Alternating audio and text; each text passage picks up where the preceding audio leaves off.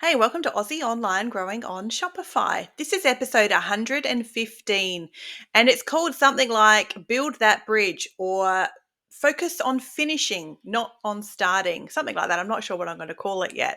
This episode is inspired by the very famous Alex Hormozi and one of his amazing concepts, which I've really taken to heart for 2025, which is about building bridges. And I want to talk to you today all about it in this episode. I'm going to give you a bit of a summary of what he talks about online with this concept. He probably has books and all sorts about it. I definitely seen lots of YouTube videos about this concept and lots of shorts and things where he shares his concepts around building bridges. So Alex Hormozi, if you don't know, I guess he's an entrepreneur, really big, famous, well-known entrepreneur. And one concept he talks about building bridges is really stuck with me. It's really driven home in the last few months, and I want to really keep it front of mind for 2025.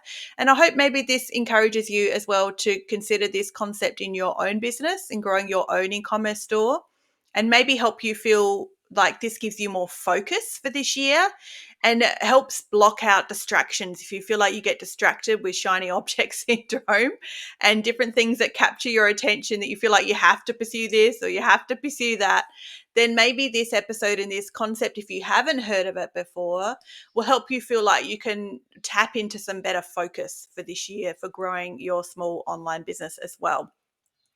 Let me give you the summary that ChatGTP gave me about the concept from Alex Hormozi and what it told me about it. So I apologize if you're watching on video. I'm going to probably read all of this verbatim from my notes, and that is this: building a bridge. Let's focus on finishing a bridge, not starting a bridge. Alex Hormozi's building a bridge analogy emphasizes the importance of completing tasks and projects instead of constantly starting new ones. That probably sounds familiar to some of you. It certainly does to me. He explains that many people fall into the trap of chasing new ideas or new opportunities before finishing their current initiatives, which results in never achieving tangible results. The concept compares each new initiative to starting the construction of a new bridge. If you keep abandoning one bridge to start building a new bridge, you'll end up with several incomplete bridges and no way to cross the river. Success comes from staying focused on one bridge until it's fully constructed to serve its purpose. The message is about discipline, consistency, and seeing projects through to completion to unlock the benefits of the effort you have already invested. Some of the key takeaways Alex talks about are: define clear goals. Understand what crossing the bridge means for your specific project. Assess current projects. Identify which initiatives are incomplete and prioritize them based on the potential impact they will have to your business. Commit to completion. Focusing on finishing one project at a time to ensure resources are effectively utilized. Avoid distractions. Resist the temptation to start new projects until current ones are completed. Regular progress checks. Monitor milestones to stay on track and maintain motivation. By applying these principles, you can enhance productivity and achieve your goals more efficiently. That's the summary I got from ChatGTP about this concept of building bridges. And it just so rang true to me. I can imagine if you constantly build new bridges, the effort it takes to start that new bridge is like wasted because the bridge is like half finished. Imagine going down a river and rowing past several started bridges that are incomplete. The effort, the time, energy, resources that it took to do those projects and to start them and to get them to a point to then abandon them, they're actually useless because a bridge is completely useless if it doesn't get you to the other side of the river. Like that bridge is no good at all. It's not even like it can be used for anything else if it doesn't get you to the other side of the river. It's the whole point of a bridge. And in this analogy, Alex means the other side of the bridge is some revenue compensation. The initiative needs to equal some impact to your business, something. Like, for instance, this podcast is an example for me. When I started this podcast in 2022, it was something I wanted to do so I could chat about my experiences in e-commerce and what I was learning growing my own two e-commerce brands. And as the couple of years have gone on, I knew there was going to become a point I would want to like monetize this podcast. In other words, look for clients who would trust me to take on work for their own small businesses as they're trying to grow in e-commerce as well. And I've now had the privilege of working with many people through 2024 and now into 2025 to do just that very thing. But if I had stopped this podcast at some point in the 18 months where I wasn't monetizing it at all, I spent 18 months recording an episode every week, basically every week. I didn't miss that many weeks, but pretty much every week for 18 months. That was a bridge that I chose to complete to the other side, which was getting it to a point that now it's something I love to do. I love to test things in my own e-commerce store and share them with you. I love to test things in Facebook ads and Instagram ads and share them with you. I love to work now with clients in their own accounts, getting them the results they need to grow their own businesses and share them with you. This bridge has been built now. So now the bridge is there. It's now giving some revenue, like it is now an income for my family associated with this bridge. But how many points along the way in the 18 months where this podcast was obviously just a nice thing for me to do, gave value to you guys as listeners, but was obviously an investment of my time and energy and not an income, just an investment. So I gave and gave and gave for 18 months. That could very easily have become a bridge that I abandoned. So this concept just makes perfect sense to me and I really love it. It really it resonates strongly with me. And I've got a little graphic. I'll put it up now. You can see from this little graphic, it shows you what the bridges sort of analogy looks like. And when I heard this concept and I've heard Alex talk about it, this is the picture that comes to mind. So I've drawn it and it's actually up in front of me on my calendar. I can see it every day I'm looking at it, reminding me that any new initiative I start, and I need to see it through to the other side of the bridge to then decide if it's worth continuing or not continuing. Like Alex talks about, define what the goal is. What does the other side of the bridge look like? It might not always be revenue. What does the other side of the bridge look like in that specific initiative you're thinking about? What does the other side look like so that you can then clearly decide if it's something worth keeping or not doing anymore. So the goal to the other side of any particular bridge you might be building or any new initiative you might be starting or any new shiny object syndrome you're looking at diving into may not be revenue at the other side, but there is a goal to it. Like you are doing it for a reason. So what is the goal? And then you'll be able to like build the bridge to the point you can evaluate the goal, like achieve the goal and then decide if it's worth continuing or not continuing with. But just don't stop halfway. Just so hard to do. Like we've got to keep this motivation, for ourselves. Hey, get 50% free from me at the moment. You can get a value of $200 free from me if you book yourself a discovery call before the end of February 2025. We need to plug the leaky bucket, and we're doing that because if you run paid ads, then I wanted to give you a special bonus add-on valued at $200, which is added to your Meta Ads Management package. And that value added is a Klaviyo pop-up. Either I'll build it for you or I will review the one you already have. I worked with some clients in 2024, and one thing that was really common that I was stoked to be able to help them with was many of them didn't have a pop-up or they didn't have a high converting pop-up. And they were missing out on the traffic that we were driving with paid ads. There was no opportunity for people landing on their website to then make the decision to jump on an email list if they weren't ready to buy yet. So if you are driving targeted traffic with paid ads, and if I'm going to drive traffic for you with paid ads with a 30-day management window, it's just 30 days, you're not locked into any contract. I wanted to offer this as a special bonus.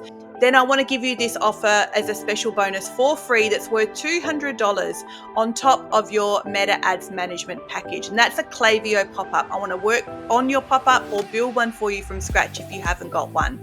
This is such valuable work. Email marketing made up 36% of my revenue through the whole of 2024 in my own e-commerce store. So I know the value this is. So head to my website today and book yourself a free discovery call. You can put it straight in my calendar for 20 to 25 minutes. We'll just chat for a little bit about your business and I want to see where your business is at and the very next thing you are trying to achieve in your marketing to get you more traffic, more good sessions, more good quality, engaged users, more initiate checkouts and add to carts, more customers, and a better high converting email list, which starts with a really great pop-up before the end of February, and then you'll take advantage of this special 50% added value offer on top of the Meta Ads Management package. Back to the episode.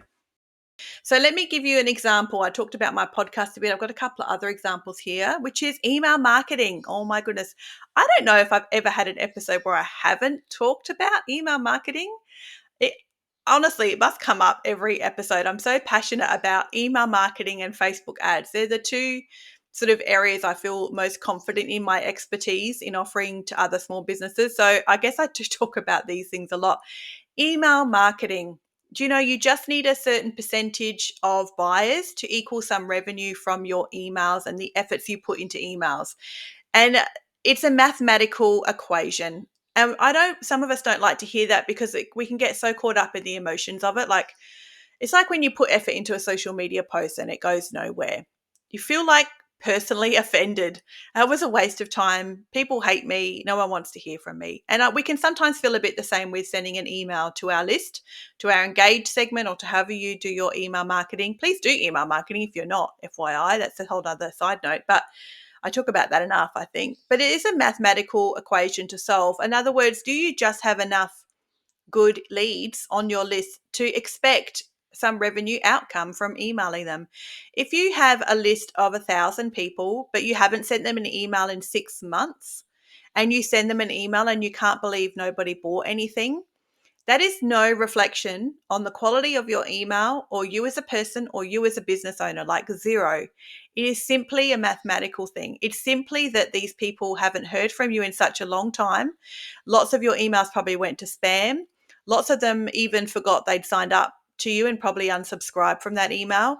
So you're left with a much smaller group of engaged users from that 1,000 people than what you think. So it's not actually 1,000 people that you kind of could have expected some decent conversion rate from. That number would be far smaller in actuality because they haven't been nurtured or followed up for such a long time. Most of them are probably not even interested anymore. It's just that they're still on the list and they didn't realize they were. So you just need to grow the list with more engaged people, and then the outcome will be different. But the problem is not email marketing. The problem is not that the email marketing is waste of time, or that you are a sucky business owner, or that this is not worth your effort or time. This is why you don't bother. None of that is actually true. The truth is you just needed a better quality list, and you needed that list to be cleaned up, and you need to do a bit of ongoing work to then expect and see the fruit of the work of building the bridge of email marketing to being sending emails and expecting some revenue from many of your emails on a consistent basis. That's a bridge. The email marketing as a whole topic is a bridge, but even under small segments of that, you could put flows, you could put a welcome series, you could put building segments or engage segments, a wait list. There are lots of different sort of avenues under that could be their own little bridges. And any one of those you choose to do, a pop-up could be another example of one of those bridges. Just build it to completion. Build it to completion and then evaluate the results of it after you have actually put some time and effort and energy into it. All this stuff takes our time and effort and energy anyway. Like, whether you build half a bridge or a quarter of a bridge or a whole bridge, all of these things will take our time and energy and resources anyway, and time will pass anyway. So just scale back maybe the number of bridges you tend to start if you feel yourself caught up with distractions, or you feel like you get stuck with shiny object syndrome. Just scale back the number of bridges you are going to start in 2025, and just ensure the ones you do decide to start, finish them first before you then go and evaluate them. And then when you finish the bridge, you can evaluate it based on the things Alex said, which is evaluate it based on the goal you set for that bridge and what you expect it to bring to your business. You can evaluate it on how many other incomplete bridges you already have, and should you be jumping onto one of those first and finishing that before starting something else. You could evaluate it on committing to completing it. How long did it take to complete it? have you got the time and energy? If you know how long this is probably going to take you to finish a bridge you've already started, it's just way out of your reach. It's just not even possible. Just like get rid of it and move on, and just find one of the other bridges you've probably started and pursue that one. Like there's always going to be projects to do as a small business owner. Hey, there's always going to be a new problem to solve. There's always going to be a new opportunity around the corner, always, always, always, every day. So it's making sure that we choose those things that we've got the energy for, emotionally, mentally, practically in our lives and our days, and then building and committing to the one bridge to completion before moving on to something else. And then like check in on it as you go along. How's it going with building this bridge? Are you measuring how things are going? Like, have you got steps that sort of you can give yourself, congratulations as you continue on completing the bridge? Like, are there points along that project you can stop and reflect on the work you have done and congratulate yourself for it? Like with my podcast, I was recording, so for 18 months with nothing expected in return except that I was just giving to an audience of my expertise, but I congratulated myself along the way that I was even doing it because most people aren't. Like, I think this is a story of our life in business. I can't be the only one that feels like a world around me of people who do the bare minimum in life, who go to a job and do the bare minimum, who live their life at the bare minimum. Like, you aspire to something bigger. So good on you. Like, if you start a podcast and you record it for 6 months every week, like, congratulate yourself. You're probably in the top 5% of podcast, producers ever. The amount of podcasts that are out there that are inactive, that have had no new episodes recorded in 90 days is staggering. So congratulate yourself along the way as you build whatever bridge you're going to tackle next, or whatever bridge you plan to complete next that's half done that you know is worth doing for your business. Then congratulate yourself along the way as you sort of commit to little steps and reflect on how far you have come. And then when you finish it, you've got a finished bridge. And the goal at the other side of that is whatever the goal happens to be for that bridge. For me, with this podcast, it was getting my first few clients to trust me and to sign me up to work on their small business for a small project window. I don't offer long retainers when I work with a client for the first time. I want to make sure there's not that barrier to like having to sign me up for 6 months or a year or something crazy. Like, I know you guys are small business owners. Many of you have only been in business in an online space for a few years. Some of you are very new, and I've worked with a couple of clients last year who've been in an online business space for more years than me, but have done much more in-person sales with a retail store. So the online side of their business needs fleshing out and building. So what was I even trying to say with that? I've lost my train of thought. Sorry, I've lost my train of thought. Anyway, what else do I want to say about that? Facebook ads is my next thing. You need more eyes on your brand than you think you need to get consistent sales, like way more. You need way more people to see you online than you think you do to equal visits to your website, viewing content, adding to cart, initiating checkout, purchase. Or for my case with service-based industry, if I'm not talking about my Shopify store, which I obviously still have and am still growing, I need far more people to see me online, to get to my website, to read about me, to book a free discovery call. You need far more people than you think. It's sad. It is sad. I feel sad knowing that's the truth, but there's nothing we can change about that. So just resolve and move on with it. You need to drive traffic for yourself, and you probably need far more eyes than you think you do to see you online to then equal some sort of reasonable sales at the other end that will support your family. So Facebook ads is definitely a bridge. Committing to the project of Facebook ads, to ensuring that you have got some ads set up that you are testing and trying and that become almost evergreen content for your business that you can turn on and off over the next 12 months when you need traffic. When you set aside your advertising budget, decide it for the next 12 months. What can you afford? What do you want to invest? Because Facebook ads is an investment. It will get you data. You will probably find you have more regret from that side of it than ever finishing a bridge and then being able to evaluate the results of it and move on from there. Nothing that you ever achieve, I don't think, in business, when you see it to completion, whatever the initiative happens to be, comes with regret. I think regret comes from the not finishing of it rather than the finishing of it. The last thing I want to share with you, this is a bit vulnerable, is I've got some YouTube stats from this podcast. So I'm actually going to put a screenshot up of my YouTube dashboard stats now. These are my YouTube stats. This is for transparency, vulnerability. Feel free to pick on me. I don't mind. Many of you listening will have far better stats to look at than what I have here. The reason I'm showing you this graph, if you are graph, which state do I live in Australia? graph. If you're looking at these statistics on video, it'll be obvious what I'm trying to show you. But if you're just listening to audio, you will see that for the first 18 months of this podcast, from September 2022 to about August 2024 or July 2024, the line is flat. There is little to nothing going on with my YouTube channel, like nothing for 18 months. But when you look from July and August 2024 to now, it's like chalk and cheese. Suddenly the line is flat and then it's bumping all over the place. It's like up, down, spike, up, down, up, down, up, down.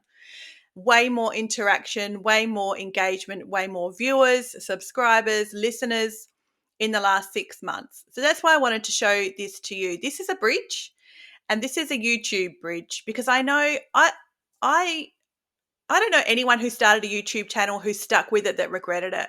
I know lots of people that started a YouTube channel that stopped because it gets you nowhere in this, like, nothing.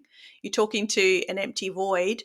And some of those people, including myself when I had a YouTube channel back in 2017, have had this niggling feeling of regret ever since, that I know it was worth my time. It's just it needed more from me over a longer period of time. This example here that I'm showing you in these statistics for my own YouTube channel for this podcast absolutely illustrates that yes, there is a long period of time where it is giving until there seems some result back or some result from listeners and viewers and subscribers, where now my influence and my brand is actually growing on YouTube. That's what this is showing you. There is growth now, whereas there hasn't been for 18 months. And now in the last 6 months, there has been growth. This is another bridge. I've had to be committed to seeing through. I feel like it's built now because it's getting results. The results are obviously growing my audience and growing my viewership on YouTube, which gets me off Meta. This is obviously a contingency as well. I don't want to have all my eggs in one basket on Meta. So this is both. It's growing a YouTube channel and getting me viewers and leads for my podcast, but it's also making sure I'm not just growing on Meta and nowhere else as well, because I don't want to feel like all my eggs are in one basket with Meta and feel like I'm not got more avenues to make sure I can reach my customers if something goes wrong with Meta, because who knows? Remember what happened with TikTok recently in America? So let's just keep that in mind. That's probably the last thing I want to share with you today. I'm looking at the time on this episode and it's getting up there to sort of the limit that it lets me export and download, which is a bit of a pain because I could keep chatting to you guys forever. But I will see you next time. I'll see you next week, of course.